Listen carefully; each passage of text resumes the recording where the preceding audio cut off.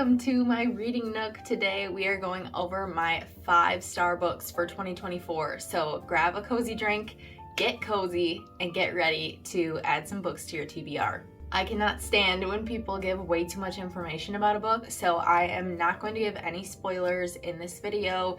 You're just going to get a general idea of what the book is about and kind of the genre that it is, and then you can decide from there if you'd like to read it. So I have these split up into a couple different categories. I have romance, thriller, murder/crime, romance, and then fantasy. So we're gonna start with romance. And the first book that I have on my list for 5 stars was Mile High by Liz Tomforde. I actually have this borrowed out to my mom right now. I have borrowed it to a couple people at this point because I just loved it so much. And this is part of the Windy City series. They are sports romances. So this first one is a hockey romance. It follows a girl named Stevie, and she's a flight attendant on this plane that takes all the hockey players to their games. Xander's is the guy that it follows, so it's 2 point of views throughout the entire story, and I really loved it. This book is a little bit spicy, so just keep that into consideration depending on if you like that or if you don't. The next romance book that I have to recommend is The 7-Year Slip by Ashley Poston. Hopefully I'm pronouncing her last name correctly, but this was so cute, and it has a layer of time travel and a little bit of like fantasy magic in it. So I personally really struggle with contemporary romances. She moves into her deceased aunt's apartment, and her aunt's apartment has a little bit of magic going on, and she meets this guy, of course. So highly recommend this one. The next category that we are moving to is thriller. So these are thrillers that really don't have a lot of spiciness to them. There's not a whole lot of romance, just maybe a little bit of romance. And I would say that they're not something that's so scary and disturbing. They're just like a classic thriller. So first one I have on my list is Local Woman Missing by Mary Kubica. And I read this one a long time ago. I actually read it on my phone, and it was really good, really twisty. Next is Verity by Colleen Hoover, and I cannot wait to reread this one.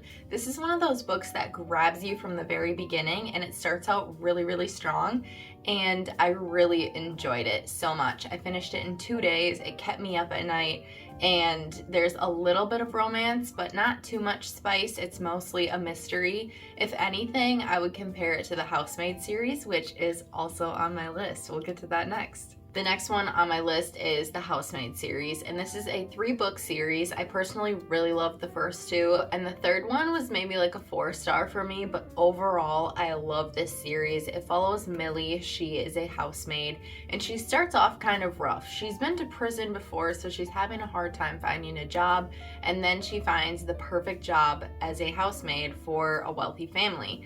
And of course, things start to turn a little bit odd, and there's some mystery there. Housemaid series is incredible. I always finish Freida McFadden's books so fast, and I love a classic thriller. My last recommendation in the thriller category is None of This Is True by Lisa Jewell, and it follows 2 women who share the same exact birthday. One of them is really mysterious, and the other one actually hosts her own podcast. So she ends up having the mysterious girl on her podcast, and there's just a whole bunch of twists and turns throughout the book.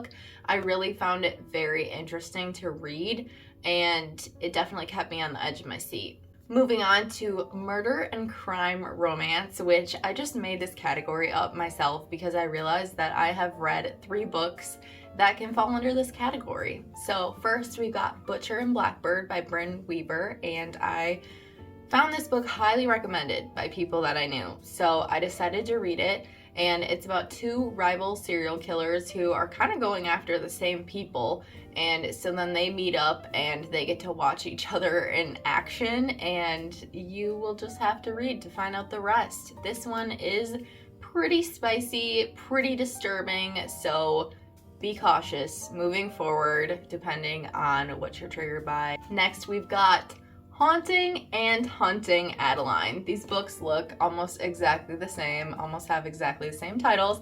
These are by H.D. Carlton, and this first one is creepy stalker vibes, and it's got a lot of spice in it.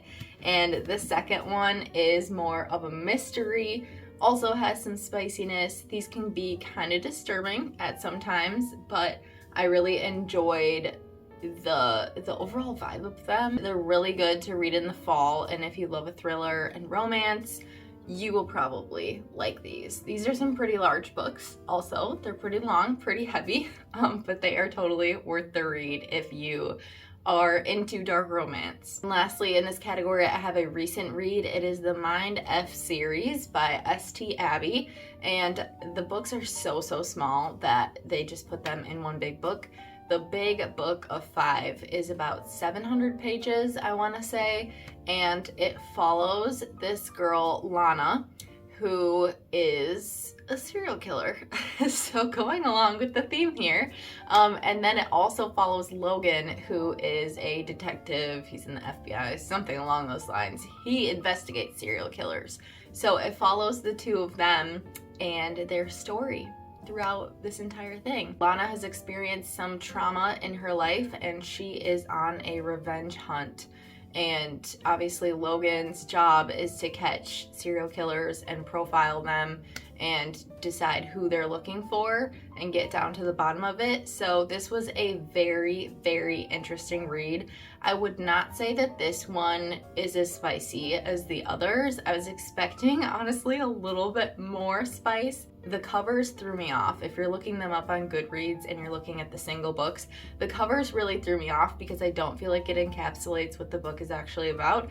However, I found the book so interesting to read. I love the storyline. I think that the storyline was actually better than these other two that I mentioned, and it is probably one of my favorite books at this point, but it was also one of the most disturbing books that I have read, so proceed with caution. Last but certainly not least, in the fantasy category, we have, you guessed it, the ACOTAR series, and I know I'm missing one book. I think it's downstairs somewhere, but you're gonna start with this one, A Court of Thorns and Roses. This is a fan favorite, A Court of Mist and Fury. I have heard mixed reviews about A Court of Wings and Ruin, but I really liked it. And then also mixed reviews on this little guy. This is a novella. It's an optional read in the series, but it has Christmas vibes. So if you can line everything up, if you start reading these other ones in the fall and you can read this around Christmas time, oh my gosh, you're gonna be so happy. Thank me later.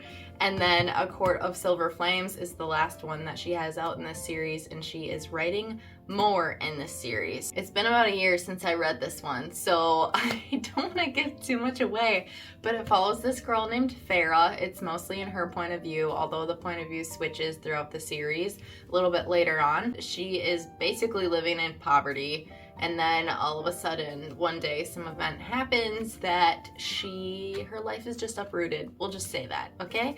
And it involves a lot of fairies and mystical creatures and worlds, and it's so good. And not like little tiny fairies, it's like big, like shape-shifting fairies with like big black wings, and it's a very good read. Definitely some spice in this series. I also tried reading her Throne of Glass series, and that one I could not get through. And then also I have right over here, this is on my, literally on my bookshelf, this is her other series, her latest one, Crescent City series, which I have not read yet, but I'm so excited to read it this fall, and maybe this will be in my 5 stars next year. So that is the roundup of 5-star reads for 2024. I hope you have some good ones to add to your TBR, and let me know what your favorites were for this year. I always am looking for good books to add to my list, and I hope you enjoyed this video. Thank you so much for watching, and I'll see you in the next one. Bye.